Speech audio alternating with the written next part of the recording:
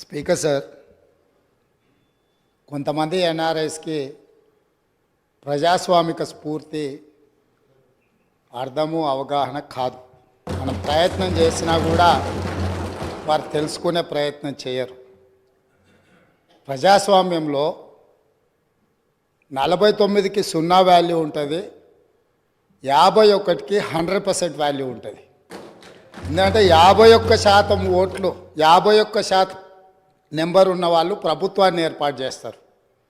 49% ఉన్నవాళ్ళు ప్రతిపక్షంగా కూర్చొని ప్రభుత్వం తీసుకునే పరిపాలనలో నిర్ణయాలను, శాసనాలను సహేతుకంగా విశ్లేషించి సలహాలు సూచనలు ఇస్తారు.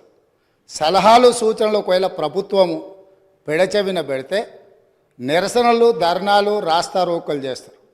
అవసరమైతే ఆమరణ నిరాహార దీక్షలు చేసిన కూడా సందర్భాలు ఉన్నాయి.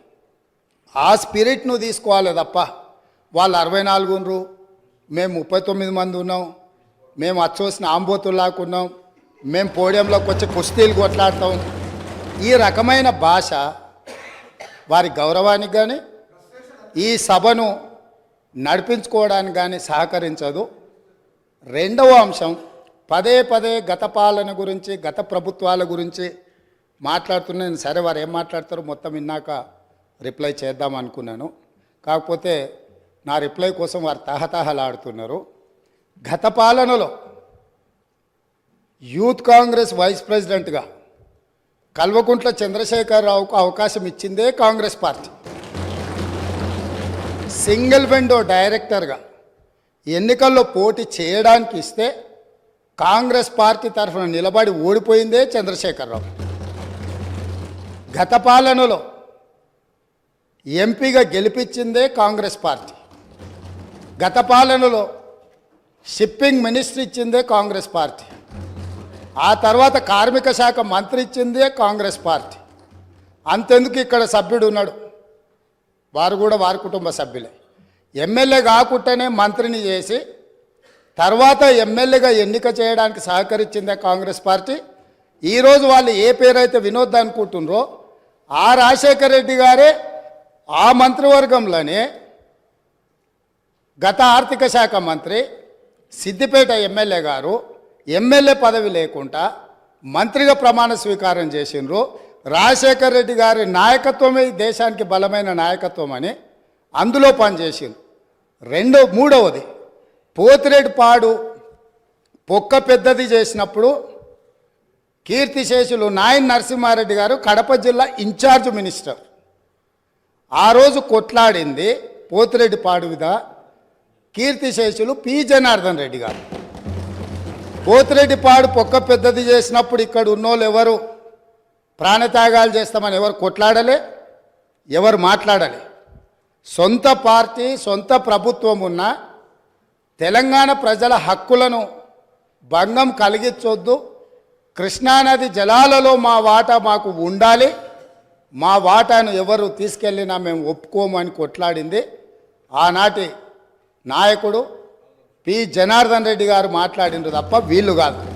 కాబట్టి ఈరోజు వీళ్ళందరూ ఏ పాలకుల గురించి మాట్లాడుతున్నారు, ఆ పాలకులు ఇప్పుడు మాట్లాడుతున్న పెద్దలు ఎట్లెమ్మెల్యేనరు? వాళ్ళ తండ్రి గారి గురువైన చంద్రబాబు నాయుడు గారి పార్టీతో పొత్తు పెట్టుకుంటే ఆ పార్టీ మద్దతుతో ఆ కండువ కప్పుకొని సిరిసిల్లలో కష్టపడి పనిచేసి నిర్మించుకున్న చీమలు పెట్టిన పుట్టలో పాములు దూరినట్టు కేకే మహేందర్ రెడ్డి అక్కడ పార్టీని నిర్మించుకొని తెలంగాణ ఉద్యమంలో పాల్గొని తెలంగాణ ఉద్యమంలో ముందు భాగం నుండి నిలబడి కొట్లాడితే ఎన్ఆర్ఐ అంటే నాన్ రిలయబుల్ ఇండియన్ కింద మేనేజ్మెంట్ కోటాలో ఇక్కడికి వచ్చి టికెట్ తీసుకొని అక్కడ ఆ కేకే మహేందర్ రెడ్డి గారిని అన్యాయం చేసి ఈరోజు ఇక్కడికి వచ్చిండ్రు. కాబట్టి ఈరోజు గతం గురించి అధ్యక్ష, ఒకవేళ మా మిత్రులకు వాళ్ళకు అంతగా గతం గురించి చర్చించాలనే ఆలోచన ఉంటే ఒకరోజు మొత్తం తమరు సమయం ఇవ్వండి. తప్పకుండా జూన్ 2, 2014 కంటే ముందు జరిగిన 55 సంవత్సరాల పరిపాలన మీద సంపూర్ణమైన చర్చ ఇక్కడ పెడదాము. ఈరోజు ఇక్కడ జరుగుతున్న చర్చ జూన్ 2, 2014 నుంచి జరిగిన పరిపాలన, చేసిన విధ్వంసము, నాయకత్వం యొక్క వ్యవహార శైలి మీద మనం ఈరోజు మాట్లాడుకుంటున్నాము. కాబట్టి వారికి గతం గురించి చర్చించాలనే కోరిక ఉంటే మాకు ఎలాంటి అభ్యంతరం లేదు. గతంలో జరిగిన పరిపాలనలో ఇక్కడున్న వాళ్ళకి చాలామందికి పాత్ర లేకపోవచ్చు, కానీ అక్కడున్న వాళ్ళకు చాలామందికి పాత్ర ఉంది. ప్రత్యక్షంగా మంత్రులు చేసిండ్రు. అక్కడున్న నాగేందర్ గారు, ఆ పక్కనున్న శ్రీనివాస్ యాదవ్ గారు, ఆ పక్కనున్న హరీష్ రావు గారు, అక్కడున్న కడియం శ్రీహరి గారు, ఆ పక్కనున్న పోచారం శ్రీనివాసరెడ్డి గారు, ఆ పక్కనున్న గంగుల కమలాకర్ గారు, అన్ని పేర్లు మొత్తం అన్ని లిస్టు చదువుతా. వీళ్ళందరూ కూడా ఈరోజు వారు ఏదైతే పాపాలు జరిగినాయి అంటుండ్రో ఆ పాపాలలో సంపూర్ణమైన భాగస్వామ్యం వాళ్ళదే ఉన్నది. వరంగల్ ప్రాంతంలో జరిగిన ఎన్కౌంటర్లకు ఎవరి కారణమని చర్చ ఉంది అధ్యక్ష? ఈరోజు వారే మాట్లాడుతున్నారు. ఏమని గవర్నర్ ప్రసంగంలో మొత్తం కాంగ్రెస్ పార్టీ మేనిఫెస్టోనే పొందుపరిచిండ్రని చాలా సీనియర్గా పనిచేసిండ్రు మంత్రులుగా. గవర్నర్ గారి ప్రసంగము పార్టీ యొక్క ఎన్నికల మేనిఫెస్టోను మంత్రివర్గంలో చర్చించి మా ప్రభుత్వం యొక్క భవిష్యత్ కార్యాచరణను మంత్రివర్గం ఆమోదం చేసిన తర్వాతనే గవర్నర్ గారు ప్రసంగిస్తారు. పరిపాలనలో అనుభవం ఉన్న వాళ్ళు, గతంలో ఈ రకమైన నిర్ణయాలు చేసిన వాళ్ళు కూడా ప్రజల్ని తప్పుదోవ పట్టించడానికో లేకపోతే వాళ్ళ యజమానులను సంతోషపెట్టడానికో ఎందుకు మాట్లాడుతున్నారో నాకైతే తెలియదు. నేను సభ్యుడికి సూచన చేస్తున్నా. నేను చాలా విషయాలు ప్రస్తావించిన, తప్పకుండా సావధానంగా 5 సంవత్సరాలు సమయం ఉంది. సంపూర్ణంగా ఎక్స్రే తీసినట్టుగా ఎక్కడెక్కడ ఏమేమి ఉన్నాయో అన్నిటిని వివరిస్తాం. మా ఆర్థిక మంత్రి గారు, డిప్యూటీ సీఎం గారు జరిగిన విధ్వంసం ఏంది, ఆర్థిక నేరమేంది, అన్ని విషయాలు ఈ సభలోనే తమరి అనుమతి తీసుకొని చర్చకు పెట్టి వాటన్నిటిని విశ్లేషిద్దాం. మేము సిద్ధంగా ఉన్నాం. సంవయనం పాటించి ఈరోజు గవర్నర్ గారి ప్రసంగానికి సంబంధించిన మీకు మనసు ఉంటే, తెలంగాణను అభివృద్ధి చేసుకోవాలన్న ఆలోచన ఉంటే అభినందిస్తూ మీరు ముందుకు రండి.